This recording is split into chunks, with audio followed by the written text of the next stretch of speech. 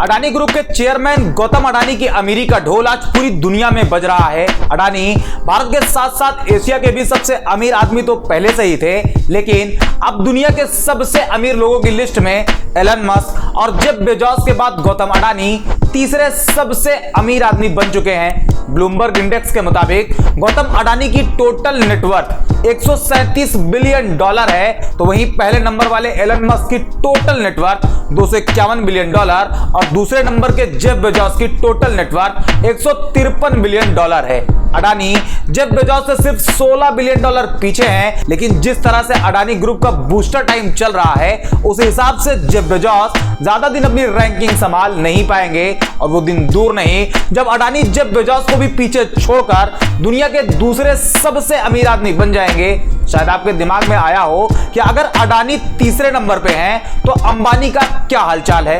Bloomberg index के मुताबिक Mukesh Ambani top 10 list से बाहर हैं और दुनिया में 11वें नंबर पे हैं। लेकिन आज हम बात करेंगे अडानी की, तो चलिए देखते हैं इनकी कहानी क्या है।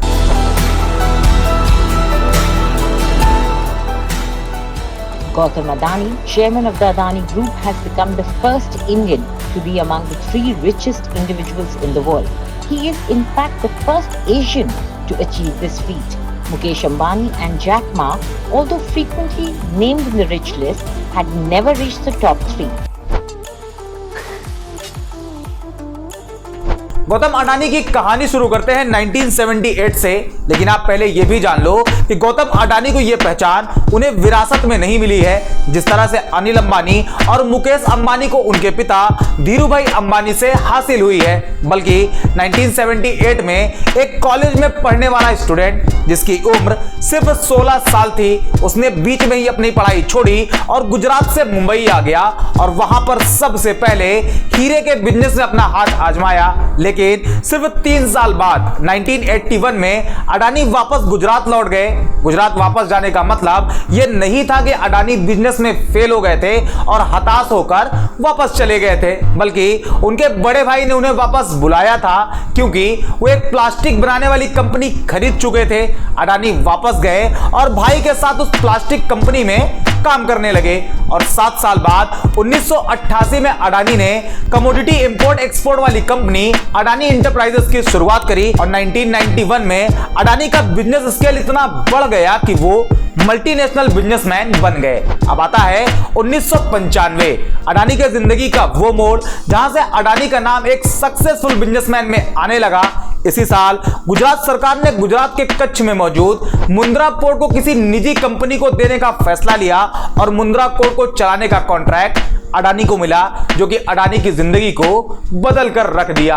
आज के डेट में अडानी का वो मुंद्रा पोर्ट प्राइवेट सेक्टर का सबसे बड़ा पोर्ट बन चुका है। साल 1996 में अडानी ने एक और मास्टर स्ट्रोक खेला और शुरुआत हुई अडानी पावर लिमिटेड की। अडानी दिन ब दिन अपने पैर जमाते आगे बढ़ रहे थे, लेकिन आगे बढ़ने की स्पीड कुछ खास नहीं थी, लेकिन कामयाबी उनके दर पर दस्तक दे रही थी और इसी बीच अडानी ने अपना बिजनेस विदेशों में भी फैलाना शुरू किया और पोर्ट, रेलवे, माइंस जैसे कारोबार में कदम रखा। साल 2010 में इंडोनेशिया में माइनिंग की शुरुआत करी और 2011 में अडानी ग्रुप ने ऑस्ट्रेलिया के एबॉर्ट पॉइंट कोल टर्मिनल को 2.72 अरब डॉलर में खरीद लिया। आज की बात करें तो Adani group energy, port, logistic, mining, gas, defence and aerospace and airport जैसे बड़े बड़े बिजनेसेस में फैला हुआ है। इसके अलावा शेयर मार्केट में अडानी ग्रुप की कई लिस्टेड कंपनियां हैं, जैसे Adani enterprises, Adani green energy, Adani ports and special economic zone, Adani power, Adani transmission, Adani total gas limited and Adani Wilmer. आज आपको हर जगह अडानी अडानी सुनाई और दिखाई दे रहा है, जबकि कुछ साल पहले ऐसे नहीं था। 30 मार्च 2014 को अडानी का टोटल नेटवर्थ 5.10 बिलियन डॉलर था और आज की डेट में 137 बिलियन डॉलर है। कुछ लोग कहते हैं कि अडानी 2014 के बाद सरकार के सपोर्ट से तेजी से ऊपर आए हैं, जबकि ऐसा नहीं है। सरकार और अडानी के बीच के रिश्ते जो हैं सो हैं, लेकिन 2014 से ही अडानी की कामयाबी का दौर शुरू हो गया था। यह बात गलत है, क्योंकि 12 फरवरी 2016 को गौतम अडानी की टोटल नेटवर्थ $3.82 बिलियन थी। अडानी की कमाई में सबसे बड़ा उछाल 24 जून 2020 को आया। इस दिन अडानी की टोटल नेटवर्क $14.2 बिलियन थी और इस दिन के बाद लगातार अडानी ग्रुप की ग्रोथ बढ़ती गई और अब बढ़कर $137 बिलियन पर पहुंच गई है। इसलिए जो ये कहा जाता है कि 2014 के बाद अडानी का भाग्य खुला,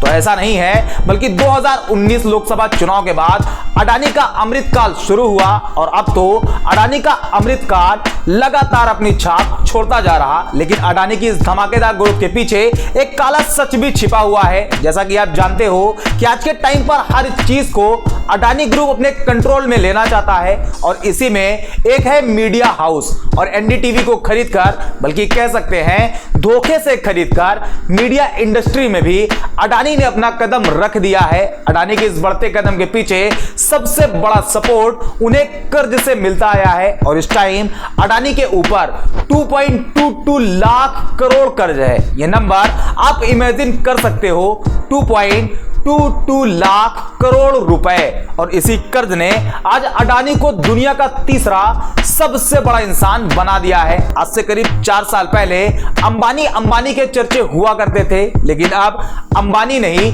अडानी भारत का सबसे बड़ा बिजनेस टाइकून बनकर दुनिया में अपने कामयाबी के झंडे गाड़ रहा है। और जिस तेजी से अडानी का नेटवर्क बढ़ रहा है, उसे देख के यह कहना गलत नहीं होगा कि अडानी आने वाले 1 या 1.5 साल बाद अडानी दुनिया के सबसे अमीर इंसान होंगे। अब रही बात आपकी तरक्की की, तो आपका भी अमृतकाल शुरू हो गया है। थोड़ा और पेशेंस रखिए, आपको भी कुछ ना कुछ मिल ही जाएगा। आज के वीडियो में इतना ही। वीडियो अच्छी लगी तो इसे लाइक करो, शेयर करो और चैनल को सब्सक्राइब कर लो। मिलते हैं अगले वीडियो में।